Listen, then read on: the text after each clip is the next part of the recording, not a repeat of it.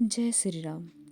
जैसे जैसे अयोध्या में रामलला की प्राण प्रतिष्ठा का दिन नज़दीक आते जा रहा है, वैसे वैसे अयोध्या में चमत्कार होने शुरू हो गए हैं। अब इसे चमत्कार कहें या संयोग, ये तो ईश्वर ही जानते हैं। हर कोई अयोध्या पहुंचना चाहता है ताकि वो रामलला की प्राण प्रतिष्ठा में शामिल होकर इस ऐतिहासिक पल का साक्षी बन सके। मनुष्यों की भांति पशु पक्षी भी शायद इस ऐतिहासिक पल के साक्षी बनना चाहते हैं। तभी तो अयोध्या में गिद्धों के झुंडों के बाद अब नाग नागिनों का भी आगमन होना शुरू हो गया है और इसी के क्रम में बंदरों का, पशु पक्षियों का आना और भी तेज हो गया है।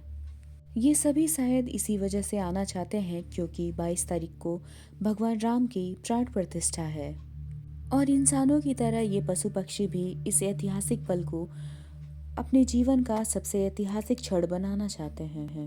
सभी लोग हैरत में हैं कि अचानक से अयोध्या में इन पशु पक्षियों का आगमन क्यों होने लगा है। क्या ये कोई चमत्कार है या फिर ये सभी राम मंदिर के प्राण प्रतिष्ठा के उपलक्ष्य में आना चाहते हैं। आखिर क्या है इनके आने का रहस्य, जानने के लिए ये वीडियो अंत तक जरूर देखें। कुछ दिन पहले मंदिर के आसपास जो गिद्धों का झुंड देखा गया था, लोगों का मानना है कि ये शायद जटायु के वंशज हो सकते हैं। इसके बाद कुछ भालू अयोध्या में देखे गए जो जामवंत के प्रतीक हैं। लेकिन अयोध्या में एक और चमत्कार देखने को मिल रहा है जो अयोध्या वासियों के लिए चिंता का विषय बना हुआ है। आखिर इन नागों का राम जी से क्या संबंध है। इतने सारे नाग अचानक से कहाँ से आ गए हैं। नागों के साथ अलग अलग प्रजाति के सांप भी देखने को मिल रहे हैं। 22 जनवरी के दिन अयोध्या में रामलला का प्राण प्रतिष्ठा होना है। रामलला के स्वागत की तैयारी जोरों शोरों पर है। 22 जनवरी का दिन कोई आम दिन नहीं है। आखिर ये 22 जनवरी का दिन ही भगवान राम के प्राण प्रतिष्ठा के लिए क्यों रखा गया है, इसके पीछे भी काफी रहस्य है।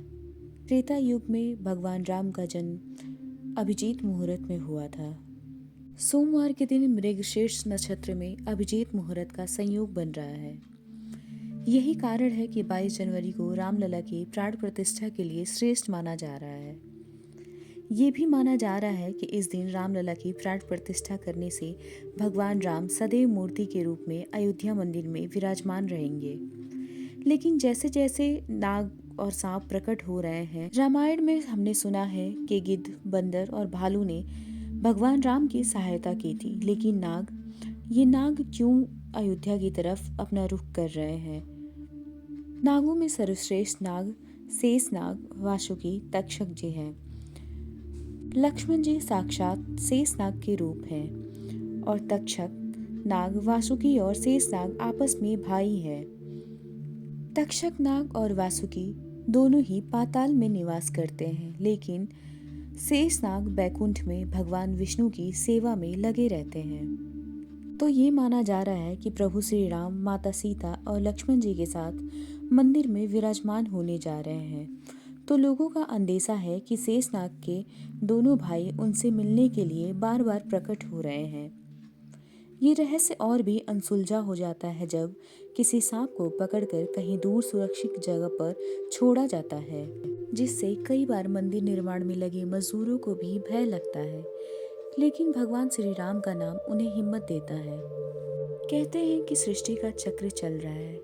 सृष्टि का निर्माण हुआ है तो सृष्टि का चक्र चलते हुए ये सृष्टि विनाश के चक्र की तरफ भी जाती है और इस चक्र में होते हैं 4 कल्प यानी कि 4 युग।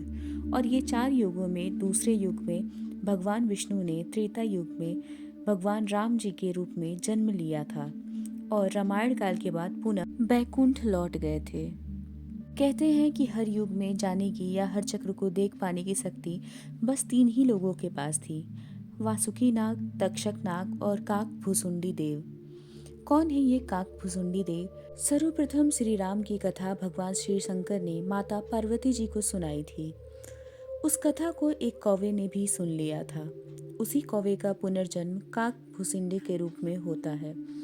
काक भुसुंडी को पूर्व जन्म में भगवान शंकर के मुख से सुनी वह राम कथा पूरी की पूरी याद थी। उन्होंने ये कथा अपने शिष्यों को सुनाई। इस प्रकार राम कथा का प्रचार प्रसार हुआ। भगवान शंकर के मुख से निकली राम कथा की यह पवित्र कथा अध्यात्म रामायण के नाम से विख्यात है। लोमस ऋषि के शाप के चलते काकभूसुंडी कौवा बन गए थे। लोमस ऋषि ने शाप से मुक्त होने के लिए उन्हें राम मंत्र और इच्छा मृत्यु का वरदान दिया। कौवे के रूप में ही उन्होंने अपना संपूर्ण जीवन व्यतीत किया। वाल्मीकि से पहले ही काकभूसुंडी ने रामायण गिद्धराज गरुड़ को सुना दी थी। वेदों के अनुसार काकभूसुंडी ने अपने जीवन काल में 11 रामायण और 16 महाभारत देखी हैं। कल्प के अंत तक काकभूसुंडी जीवित रहेंगे। उन्हें भगवान श्री राम के द्वारा अमर होने का वरदान प्राप्त है। अयोध्या में पक्षियों के आने का एक अंदेशा ये भी लगाया जा रहा है कि ये काकभूसुंडी होंगे। काकभूसुंडी को भगवान श्री राम के नज़दीक रहने का आशीर्वाद प्राप्त था।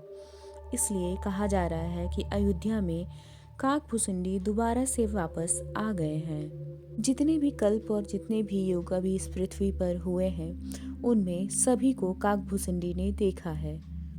शायद यही कारण है कि अयोध्या में होने वाली रामलला की प्राण प्रतिष्ठा में पक्षियों का आना लगा हुआ है। चूंकि काकभूसुंडी किसी भी युग में किसी भी जीवन चक्र में आसानी से आ जा सकते हैं, इसलिए माना जा रहा है कि वो अयोध्या में भगवान राम के प्राण प्रतिष्ठा के लिए आए हुए हैं। अयोध्या में कौवों और पक्षियों का आना काकभूसुंडी से संयोग को दर्शाता है। तो यही अनुमान लगाया जा रहा है कि ये नाग भी वासुकी और तक्षक नाग के परिवार के हैं। इन पशु पक्षियों का अयोध्या में रामलला के प्राण प्रतिष्ठा से पहले ही पहुंच जाना किसी चमत्कार की ओर इशारा करता है, और इस चमत्कार को हम देखकर भी अनदेखा नहीं कर सकते। अब भगवान के चमत्कार तो भगवान ही जाने, हम मनुष्यों के बस में ये बात कहाँ। अयोध्या में अचानक से आने वाले पशु पक्षियों के बारे में सुनकर या देखकर आप क्या महसूस करते हैं? आप इसे क्या मानते हैं, चमत्कार या संयोग? अपनी राय हमारे साथ साझा करना मत भूलें। अपनी राय साझा करने के लिए इस वीडियो पर कमेंट करें। तब तक के लिए मिलते हैं किसी अन्य वीडियो में किसी अन्य रोचक तथ्य और सच्ची घटना के साथ।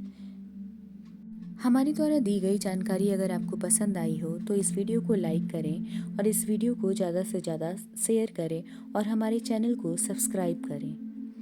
जय श्री राम।